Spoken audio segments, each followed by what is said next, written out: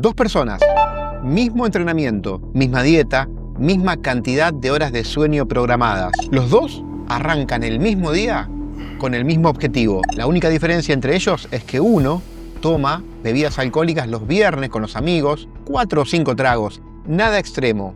Y el otro no bebe ni una gota de alcohol. 6 meses después, entrenando igual, uno progresó evidentemente más que el otro. Pero, ¿por qué? Si total, una noche no hace nada. Te lo voy a contestar con evidencia científica real. Pero no todavía, porque la respuesta corta te va a hacer pensar que ya sabes todo.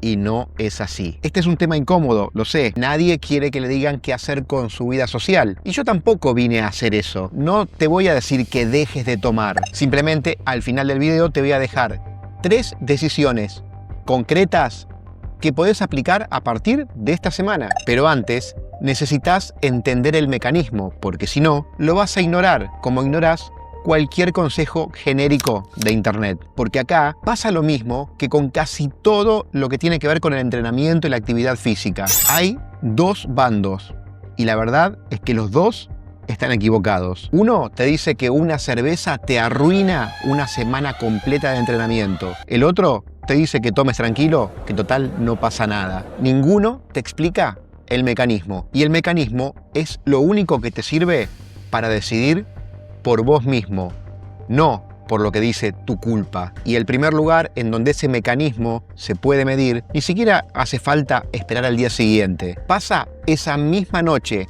mientras vos ya estás durmiendo, adentro de cada fibra de tus músculos. Mecanismo 1. ¿Qué pasa adentro de tus músculos apenas tomás alcohol?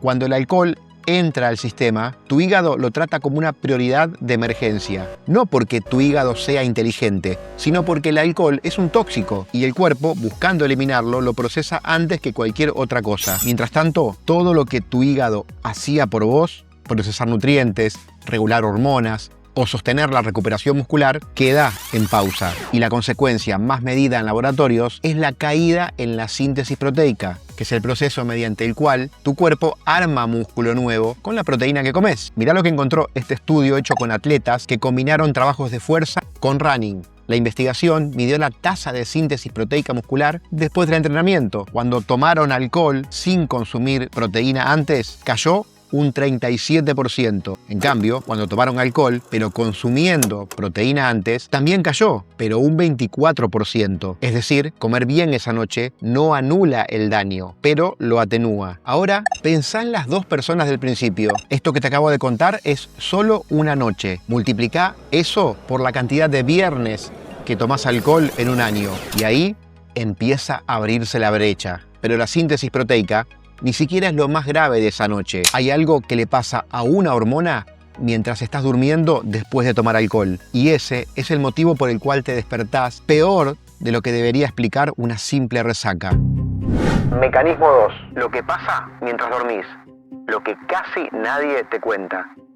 No es solo la resaca, es algo mucho más específico y le pasa a una hormona mientras estás durmiendo y no tiene nada que ver con la cantidad de tiempo que pasaste en la cama. Con alcohol encima te dormís más rápido, eso lo sabe todo el mundo. Lo que no se sabe también es que ese sueño vale menos. Mirá lo que encontró este estudio que midió los niveles de hormona de crecimiento durante el sueño con y sin alcohol previo. Para los que tomaron alcohol, la supresión fue de entre el 70 al 75%. La hormona de crecimiento es, junto a la testosterona, uno de los principales mecanismos que tu cuerpo usa para reparar tejido mientras dormís. Y acá conviene aclarar algo que se suele entender al revés. Tu músculo no crece cuando entrenás. Entrenar solo genera el estímulo, el daño controlado que le avisa a tu cuerpo que tiene que adaptarse. El músculo crece después, cuando estás en reposo o durmiendo, cuando te estás recuperando, que es exactamente el proceso que el alcohol interrumpe. Dormís 8 horas, pero una parte enorme en la reparación de los tejidos que debería haberse hecho en esas 8 horas no se hizo. Y esto explica algo que tal vez no podías explicarte. Entrenás un sábado después de haber tomado un viernes y te sentís débil, más de lo que podría explicar una simple resaca. Y no es solo deshidratación, es que el sistema que se encarga de repararte estuvo trabajando a un cuarto de su capacidad toda la noche. Ahora, si hay un tema en el que todo el mundo cree tener la respuesta antes de conocer el dato, es el siguiente. Y probablemente la respuesta que tenés ahora mismo en tu cabeza esté equivocada. Mecanismo 3. La testosterona, donde casi todo el mundo se equivoca. Acá es donde muchísimos de los videos publicados sobre el tema se equivocan, porque toman un dato aislado y lo estiran un poco para asustarte. El dato real es contraintuitivo. Una dosis baja de alcohol, 1 o 2 tragos, no baja la testosterona esa noche. Algunos estudios incluso muestran un leve aumento transitorio. Claro que esta no es una razón para tomar más, es simplemente lo que muestran las investigaciones. Pero el problema real no aparece en esa noche puntual, aparece en el patrón sostenido. Mirá lo que dice este metaanálisis que combinó 21 estudios con más de 10.000 hombres y encontró una reducción consistente y significativa de testosterona en hombres con consumo de alcohol crónico, no en una noche puntual, en consumo sostenido durante semanas y meses. Y ahí está finalmente la respuesta de la pregunta del principio. El que toma un viernes al mes no mueve la aguja. El que toma 52 viernes al año en la misma cantidad acumula 6 meses de testosterona ligeramente suprimida, 6 meses de sueño de menor calidad y decenas de entrenamientos post-resaca de muy baja calidad. Ninguno de esos días fue catastrófico. La suma de todos ellos, sí. Esa fue la diferencia entre las dos personas del principio del video. No lo que tomaron una noche, sino en cuál de los dos patrones se convirtieron durante los 6 meses siguientes. Pero todavía queda un mecanismo más, y es probablemente el que más te esté dando resultados negativos sin que aún lo hayas notado, porque no tiene que ver con las hormonas ni con el músculo directamente, tiene que ver con lo que comes después. 4. El mecanismo que casi nadie menciona, el apetito. El alcohol no solamente baja tu freno para poder decir no como esto. Investigaciones hechas con resonancias magnéticas mostraron que el alcohol aumenta la respuesta cerebral a estímulos de la comida, el llamado efecto aperitivo, y varias revisiones sistemáticas lo confirmaron. El consumo de alcohol se asocia a un mayor consumo de calorías en la comida siguiente, sin que el cuerpo compense reduciendo el hambre más tarde. No es falta de voluntad, es un mecanismo cerebral real que te dispone a comer más, justo en el momento en el que tu cuerpo está gestionando peor todo lo que recibe. En el momento en el que tu cuerpo está gestionando peor todo lo que recibe.